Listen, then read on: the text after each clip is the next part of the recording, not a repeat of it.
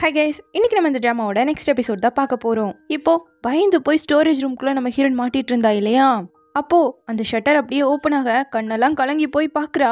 வந்தது ஹீரோ தான். அவனை பார்த்ததுக்கு அப்புறமா தான் இவளுக்கு முகத்துல சிரிப்பே வருது. எப்படி இந்த இடத்த கண்டுபிடிச்சு கரெக்டா வந்தான்னு தெரியல. இங்க காப்பாத்த வரேன்னு சீன் போட்டு கிளம்புனா இல்ல ஜின்னு, அவனுக்கு முன்னாடி நம்ம ஹீரோ வந்து காப்பாத்தினதும் அவ்வளவுதான் பயங்கர கடுப்பாயிட்டான். சீன் போட்ட நேரம் வந்து காப்பாத்திருந்தா கூட இருக்கும். அப்படியே கட் பண்ண இவன் தான் அடிச்சு வச்சா நம்ம ஹீரோயின்கெல்லாம் தெரியாது இல்லையா, அதனால சப்ளையர் கிட்டலாம் பேசிட்டேன், டைமண்டோட குவாலிட்டியை செப்பரேட் பண்றதுக்கு டைம் ஆகுமாமா, அதனால நம்ம இப்போதைக்கு நல்ல குவாலிட்டியில ஒரு பேட்ச் மட்டும் ரெடி பண்ணலான்னு சொல்லி அந்த ரிப்போர்ட்டை நான் உனக்கு சென்ட் பண்ணியிருக்கேன் பார்த்துக்கோன்னு நம்ம ஹீரோயின் சொல்ல, பரவாயில்ல சூசியா, உன்னால முடிஞ்ச வரைக்கும் நல்லா பண்ண ட்ரை பண்ணியிருக்கேன். டைமண்ட் சப்ளை பண்ணாங்க இல்லையா, அதில் ஒரு சப்ளையர் நியான் சொன்னவரா அப்படின்னு சொல்லிட்டு கேட்க, ஆமாம் ஆக்சுவலாக நானும் நியானும் இப்போது டேட் பண்ணிகிட்டு இருக்கோம், அவனுக்கு இதை பற்றியெல்லாம் நல்லா தெரியும், ஸோ ஏதாவது பிரச்சனை வந்தால் நாங்கள் 2 பேரும் சேர்ந்தே சரி பண்ணிப்போங்கிற மாதிரி சொல்ல, கங்க்ராட்ஸ்ன்னு சந்தோஷமாக அவகிட்ட மட்டும் சொன்னவன் அவள் போனதும் பயங்கரமாக வெறி ஆகுறான். இந்த பக்கம் நம்ம ஹீரோ நான் உனக்காக பாஸ்தா குக் பண்ணியிருக்கேன்னு சொல்லி கொடுக்கவும், ரொம்ப சூப்பராக இருக்கேங்கிறா, அப்போ நான் உனக்கு டெய்லியும் இதை பண்ணி தரேங்க, டெய்லி பண்ணால் போர் அடிக்கும் சாப்பிட்டு நான் சொல்கிற ரெசிபியெல்லாம் பண்ணி தந்தா நல்லா இருக்கும்னு சொல்லிட்டு இருக்கா. அப்போது நான் உனக்காக ஒரு சர்ப்ரைஸ் வச்சுருக்கேன்னு சொல்லிட்டு ட்ரெஸ் எல்லாம் சேஞ்ச் பண்ணிட்டு வந்து அவனை அப்படியே லைட்டாக செடியூஸ் பண்ணவும் அவனுக்கு சிரிப்பு தான் வருது. இப்போ எதுக்காக நீ சிரிக்கிறேன்னு கேட்க, இது உனக்கு செட்டே ஆகலங்கவும் அவள் சோகமாயிட்டா.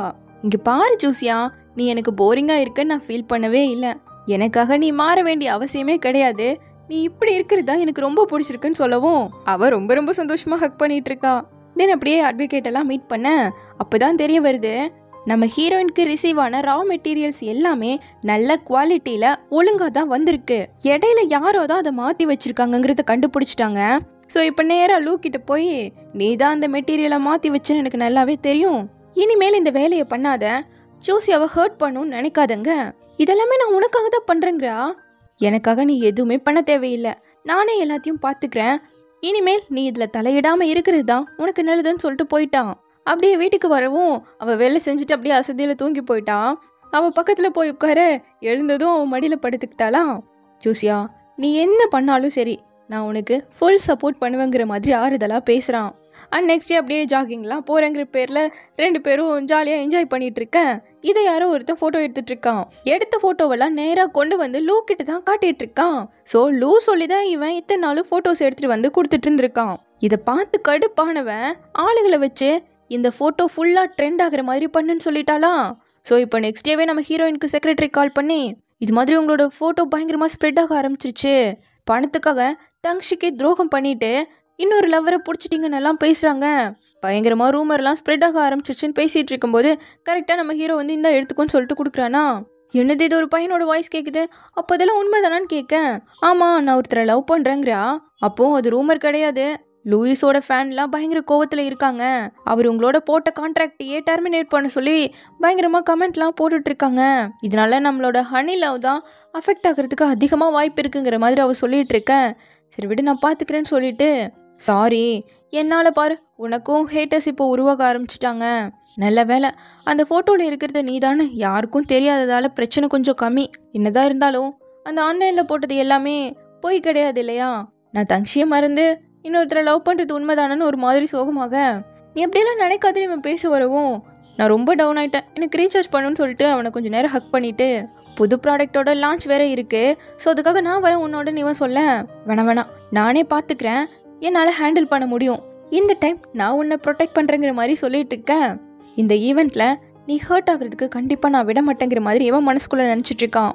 தென் இப்போ அப்படியே நெக்ஸ்ட் டே லான்ச்சிங் ஈவெண்ட்டுக்காக தான் நம்ம ஹீரோயின் வரா. ரிப்போர்ட்டர்ஸ் எல்லாம் சேர்ந்துக்கிட்டு என்ன மேம் புது பாய் ஃப்ரெண்ட்லாம் கிடச்சிட்டாங்க, அவங்கள பற்றி கொஞ்சம் ஷேர் பண்ணுங்கன்னு சொல்லி மாற்றி கேட்க, இது எங்கள் ப்ராடக்டோட லான்ச்சிங் ஈவெண்ட் தானே, அது சம்மந்தப்பட்ட கொஸ்டின் மட்டும் கேளுங்கிறா. உடனே எல்லாரும் அது எப்படி ஹனி லவ் ப்ராடக்டே நீங்களும் தங்ஷியும் சேர்ந்து மேக் பண்ணுது, அவரே இல்லாதப்போ நீங்கள் இன்னொருத்தரை லவ் பண்ண ஆரம்பிச்சிட்டீங்கல்ல, உங்கள் 2 பேரோட லவ்க்காக தான் அந்த ஹனி லவ் ப்ராடக்டே நல்லா ஃபேமஸ் ஆகவே ஆரம்பிச்சது, அதுலேருந்து ப்ராஃபிட் கிடைக்க ஆரம்பிச்சது, இன்னொருத்தரை லவ் பண்ண ஆரம்பிச்சிட்டிங்களாங்கிற மாதிரி ரொம்ப பேச ஆரம்பிச்சிட்டாங்க.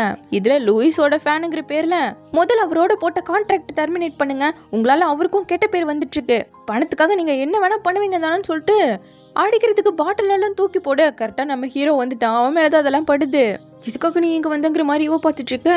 வந்தவனோ நான் தான் லூயிஸ், ஹூவாவோட அந்த ஃபோட்டோவில் இருக்கிறது நான் தான் சொல்லிட்டான், எல்லாரும் பேபன் ஆச்சரியத்தோட கேள்விகளை கேட்க ஆரம்பிக்க, நான் லூயிஸ் மட்டும் இல்லை, தங்ஷியும் நான் தான். 1 இயருக்கு முன்னாடி நடந்த ஆக்சிடெண்ட்ல ரொம்பவே சீரியஸான கண்டிஷனுக்கு போயிட்டேன். அதுல இருந்து ரெக்கவர் பண்ணி திரும்ப வர்றதுக்குள்ள நான் செத்து போயிட்டேன்னு எல்லாரும் ஸ்ப்ரெட் பண்ண ஆரம்பிச்சுட்டாங்க. ஆனா அப்பத்துல இருந்து இப்போ வரைக்கும் நாங்க 2 பேரும் லவ் பண்ணிட்டு தான் இருக்கோம். அதனாலதான் இப்போ நாங்க 2 பேரும் சேர்ந்து ஹனிலவை கூட ப்ரொமோட் பண்றோங்கிற மாதிரி சொல்ல, சரி நம்மளை காப்பாத்துறதுக்காக தான் இப்படி போய் சொல்றான்னு நம்ம ஹீரோயின் நினைச்சுக்கிட்டா. இப்ப பாரு, எல்லாருமே நீ தான் தங்ஷின்னு நினைக்க போறாங்க. உன்னால எப்பவுமே தங்ஷியா இருக்க முடியாதுல்ல, இதுல நிறைய ரிஸ்க் இருக்குங்க. நான் தான் தங்ஷின்னு சொல்ல வரும்போது கரெக்டா அக்காக்காரி வந்துட்டா. எனக்கு ஹெல்ப் பண்றதுக்காக தான் தங்ஷி மாதிரி நியான் நடிச்சான்னு சொல்ல, தெரிஞ்சுது நான் நியானோட கொஞ்சம் தனியா பேசணும்னு சொல்லி நம்ம ஹீரோயின் அனுப்பி விட்டுட்டு, நீ இதெல்லாம் தெரிஞ்சுதான் பண்ணிட்டு இருக்கியா? ஜோசியாக்காக எதுக்கு இதெல்லாம் பண்ற? அவங்க அப்பாவுக்கு நீ உயிரோடு இருக்கிறது தெரிஞ்சா என்ன பண்ணுவாரோ உனக்கு தெரியும்லன்னு திட்டேன். நான் எல்லாமே தெரிஞ்சுதான் பண்ணிட்டு இருக்கேன். அண்ட் அந்த போட்டோவை ரிலீஸ் பண்ணதும் நீ தான் எனக்கு தெரியாதுன்னு நினைச்சிட்டு இருக்கியா? இல்லை, நான் அது எல்லாமே உனக்காக தான் பண்ணேன். உனக்கு பிடிக்கலன்னா ஜோசியா வேணா நான் இனிமேல் டிஸ்டர்ப் பண்ணாம இருக்கேன். ஆனா நீ என் கூட பிறந்த தம்பி நல்லா அவன் நினைச்சிட்டு இருக்கா. உண்மையெல்லாம் தெரிய வந்தா தப்பா புரிஞ்சுக்குவா இல்லைங்க. அதை நான் பாத்துக்கிறேன். அவகிட்ட எக்ஸ்பிளைன் பண்ணி நான் புரிய வச்சுப்பேன். நீ இதுல தலையிடாம இருந்தா மட்டும் போதும்னு சொல்லிட்டு கிளம்பிட்டான். இங்க நம்ம ஹீரோயினும் லான்ச்சிங் ஈவென்ட் நல்லபடியா முடிஞ்சதில்ல. அது இவன் தான் தங்ஷி லூயிஸ்ங்கிற எல்லா விஷயம் தெரிஞ்சதால சேல்ஸ் பயங்கரமா மறுபடியும் இன்க்ரீஸ் ஆக ஆரம்பிச்சிருச்சு. ஆசைப்பட்ட மாதிரி எல்லாம் நடக்குதுன்னு செக்ரட்டரி சொல்லிட்டு போக, அப்ப பக்கத்துல நம்ம நியானோட பர்ஸ் கிடைக்குது. அதை அவன்கிட்ட கொடுத்துடலான்னு எந்திரிக்கும் போது உள்ள இருந்து ஒரு போட்டோ விழுகுது. அது இவன் தங்ஷியா இருக்கும்போது 1 வருஷத்துக்கு முன்னாடி லவ்வர்ஸா இருக்கும்போது எடுத்தது. இது எப்படி இப்போ நியான் கிட்ட வரும் வாய்ப்பே இல்லதானே. ஸோ கண்டுபிடிச்சிட்டா. அப்போ உண்மையா நீதான் தங்ஷியா? எதுக்காக இத்தனை நாளும் என்கிட்ட பொய்யா நடிச்சுக்கிட்டு இருந்தேன்னு கேட்க, இல்ல ஜோசியா, அது எல்லாத்துக்குமே காரணம் இருக்குங்கிறான். இந்த 1 வருஷம் நீ உயிரோடு தானே இருந்த, அப்புறம் எதுக்காக என்னை விட்டு தள்ளி இருந்த? திரும்பி வந்தும் கூட என்கிட்ட உண்மையை சொல்லாம 3வது மனுஷன் மாதிரி தானே பழகுன. உன்னால நான் எவ்வளோ கஷ்டப்பட்டேன்னு எல்லாம் பார்த்துக்கிட்டே தானே இருந்தேன். உன்னை மறந்து இன்னொருத்தரை லவ் பண்ண போறேன்னு எத்தனை நாள் கில்ட்டில கஷ்டப்பட்டிருக்குன்னு எனக்கு மட்டும்தான் தெரியும். ஆனா இப்ப வரைக்கும் நீ வாய கூட திறக்கல. என்ன நீ லவ்வே பண்ணலையா, இல்ல என் மேல நம்பிக்கையே இல்லையான்னு கேட்க, அவனால பதிலே பேச முடியல. அவளால இதை தாங்க முடியாம போக, நான் எக்ஸ்பிளைன் பண்றேன்னு சொல்லிட்டு அவளை தடுத்து நிறுத்துவோம். டக்குன்னு நம்ம ஹீரோனை ஜின்னு வந்து காப்பாத்துற மாதிரி பிடிச்சிட்டு இருக்கான். இவனும் எக்ஸ்பிளைன் பண்றேன்னு சொல்லிட்டு வர, என்கிட்ட வராத, இனிமேல் நான் உன்னை பார்க்க கூட விரும்பலன்னு சொல்லிட்டு அவனோட போயிட்டா. இப்போ அவன் வீட்டுலதான் வந்து உட்காந்துட்டு இருக்காளாம். எனக்கு ஒண்ணு மட்டும்தான் புரியல ஜின், தங்ஷி தான் நியான் மாதிரி நடிச்சான் சரி, ஆனா இந்த லூ ஆன்ட்டி எதுக்காக நியான் அவங்களோட கூட பிறந்த தம்பின்னு போய் சொல்லணும்? எதுக்காக அவனுக்காக ஹெல்ப் பண்ணணும்னு கேட்க, இங்க பாரு ஜோசியா, எல்லாருமே மாறக்கூடியவங்க. இந்த 1 வருஷத்துல தங்ஷியுமே நிறைய மாறிட்டான். அவன் உன்கிட்ட சொல்லாத எவ்வளவோ சீக்ரெட் அவன்கிட்ட இருக்குன்னு சொல்ல, அப்போ லூக்கும் தங்ஷிக்கும் என்னதான் ரிலேஷன்ஷிப்னு சொல்லிட்டு கேட்க, இன்னைக்கு நீ நிறைய வேலை செஞ்சுட்ட, முதல்ல நல்லா ரெஸ்ட் எடுன்னு சொல்லிட்டு இந்த ராக் மியூசிக்கை கேட்டால் கொஞ்சம் ரிலாக்ஸாக இருப்பேன்னு சொல்லிட்டு போட்டு விட, அது அவளுக்கு பிடிக்கவே இல்லையா. ஸோ அதை ஆஃப் பண்ண போக, இல்லை கேளு உனக்கு பிடிக்குங்கிறான். நான் தான் எனக்கு பிடிக்காதுன்னு சொல்கிறேன்லங்க, கேட்டு பழகிக்கோன்னு சொல்கிறான். அதான் நான் பிடிக்கலன்னு சொல்கிறேன்ல, எதுக்காக நீ என்னை ஃபோர்ஸ் பண்ணுற? முதல் மாதிரி இல்லை, இப்படி என்ன இப்படி பண்ணுற அப்படின்னு சொல்லிட்டு கேட்கவும், சரி சரி உனக்கு பிடிக்கல கேட்காதன்னு சொல்லிட்டு ஆஃப் பண்ணிட்டான். சாரி ஜின், இன்னைக்கு ஃபுல்லாக ஒரே டென்ஷனில் இருந்ததால தான் இப்படி பேசிட்டேன். உன்னையும் சேர்ந்து ரொம்பவே கஷ்டப்படுத்திட்டேன், என்னை மன்னிச்சிடுன்னு சொல்ல, என்னையும் சேர்ந்து கஷ்டப்படுத்துறல, அப்போ எனக்காக நீ ஒரு ப்ராமிஸ் பண்ணி தரணும்னு கேட்க, என்னதுன்னு கேட்குறான். இப்போ இல்லை அப்புறமா நான் சொல்கிறேன்னு சொல்லிட்டு அனுப்பி வச்சுட்டு, ஜோசியா என்ன ஆனாலும் சரி சீக்கிரமாகவே நீ எனக்கு சொந்தம் ஆகிறது உறுதின்னு சொல்லிட்டு இருக்கான். இப்போ அடுத்த நாள் நம்ம ஹீரோயின் லூவை மீட் பண்ணி, தங்ஷி தான் நியானா நடிச்சாங்கிற உண்மை எனக்கு தெரியும்னு சொல்ல, அவள் அதை கொஞ்சம் சமாளிக்க ட்ரை பண்ணுறா. எனக்கு தான் உண்மை தெரியும்னு சொல்கிறேன்ல, ஆனாலும் அந்த டிஎன்ஏ ரிசல்ட்டில் மட்டும் 2 பேரும் வேறு வேறு பர்சன் எப்படி வந்ததுன்னு திங்க் பண்ணிட்டு இருந்தேன். இப்போ தெரியுது நீங்கள் தான் அவனுக்கு ஹெல்ப் பண்ணிட்டு இருக்கீங்கன்னு சொல்ல, என்ன பண்ணுறது, தங்ஷி தான் இதை சீக்ரெட்டாக மெயின்டைன் பண்ண சொன்னான். நாங்கள் 2 பேரும் சின்ன வயசுலேருந்தே க்ளோஸ் ஃப்ரெண்ட்ஸ்ன்னு சொல்லி ஃபோட்டோலாம் காட்டிட்டு, அவன் எதுக்காக உங்ககிட்ட இருந்து இதை சீக்ரெட்டாக மெயின்டைன் பண்ணணும்னு சொன்னான்னு எனக்கு தெரியல.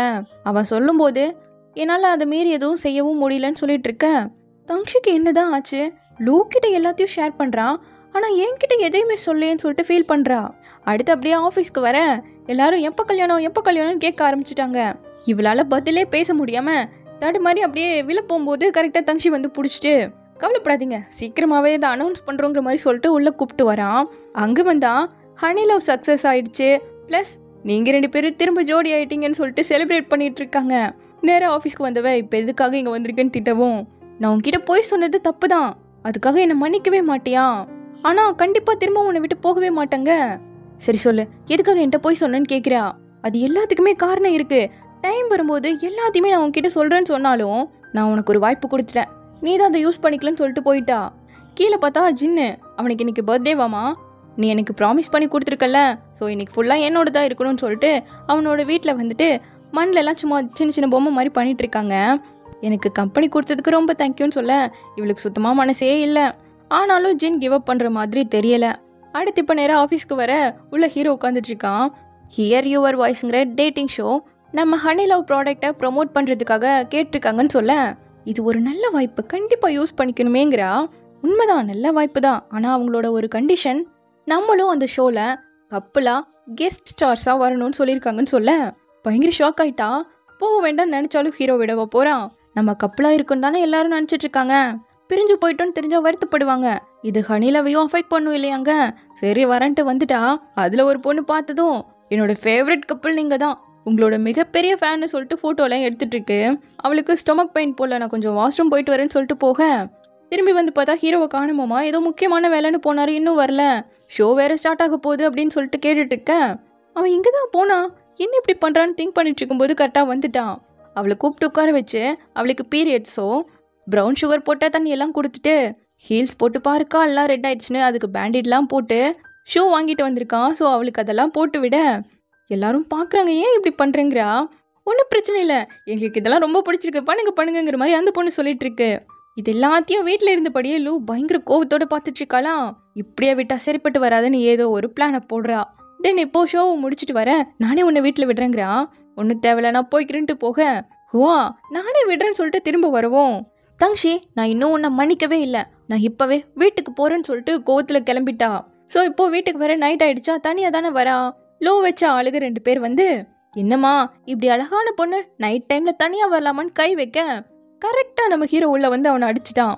இவன் வருவான் இவன் எதிர்பார்க்கவே இல்லை. ஸோ இப்படியே இந்த பாட் முடியுது. சீக்கிரமாகவே இதனோட நெக்ஸ்ட் பாட்டோட வந்து பார்க்குறேன். தேங்க்யூ.